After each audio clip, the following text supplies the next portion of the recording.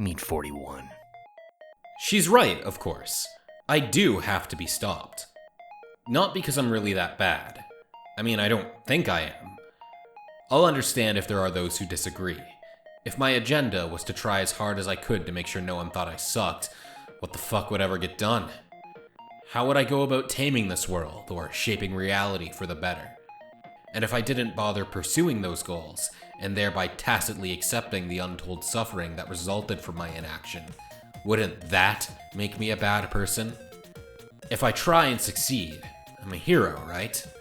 And if I try and fail, at least I made things interesting on my way to the grave. There would be a tragic nobility in that. And the way I see it, settling for anything less from my arc would be, frankly, pathetic. So yeah, of course I know I have to be stopped. It's part of the contract, what you sign up for when you assume the burdens of this sort of power. Where there is that which must be subdued and suborned for the greater good, there is that which will instinctively resist. That which intuits that whatever's going on here is wrong. Otherwise, intervention wouldn't even be necessary, would it? If reality and those within it were already so intrinsically pliable, so amenable to deviating from their own nature, the sins of men and the faults of God would have no rigidity or resilience. There'd be no challenge in forcing their correction, no reward in ramming salvation down their throats. I know this isn't coming cheap, what I'm trying to do. The cost of it is knowing I need to be stopped. I accept it consciously, and when the time comes, if it comes, I'll offer myself up gladly. But I'm not a fool.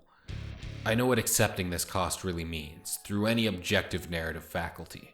No matter how I rationalize things, how grandly I orate my supreme designs, or how indulgent and self-obsessed my concluding soliloquy may come across, I'm perfectly aware of what I've become in all practical ways. I am the villain now. It's gotten impossible for me to see this result as anything but inevitable from the day I was spawned from a puddle of slime. I want to be a good person. I believe I am a good person. But when you're someone like me, good is never going to be quite good enough. The problem is, I think power like mine can only make antagonistic intent unavoidable. Who could wield such control over people's choices in the course of events without ultimately becoming the enemy of anyone who notices? Maybe only a stronger person than I could manage to pull it off. Someone like Dave. So, when I say I know I need to be stopped, I guess it's more than just accepting my end of a diabolical bargain. I know I need to be stopped because I'm sure deep down, somewhere inside my infinitely recursive sense of self, I know what's going on here is all just a little bit sick.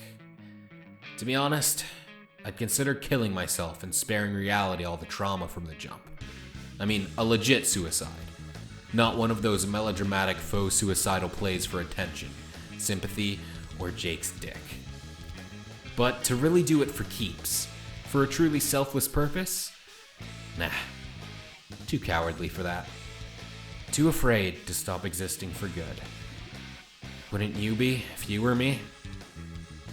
I guess therein lies the problem. If I weren't me, obviously I'd consider myself much less indispensable. Only worthless people permit themselves the great luxury of valorous sacrifice. When the deed is done, what was really lost? It's like the guy in the mailroom quitting in a self-righteous huff. Who the fuck were you again?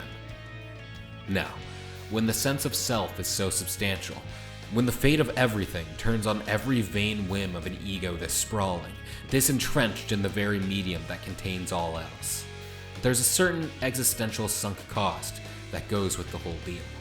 A persona that vast doesn't just self-terminate. It won't allow itself to. That's why when someone finally comes knocking for the price I owe, I'll fully welcome it. By then, it'll have been a long time coming, and I'll probably have done more than my share to make sure, somewhere along the way, it all got put into motion. What good is a villain who doesn't have a satisfying dramatic comeuppance in store for him? So yeah, the next time I die, let's pencil it in as a just death. And let's also have it on good authority that the next time Dave cuts off my head, it'll be for good. I'll be looking forward to that day, just as much as the next guy.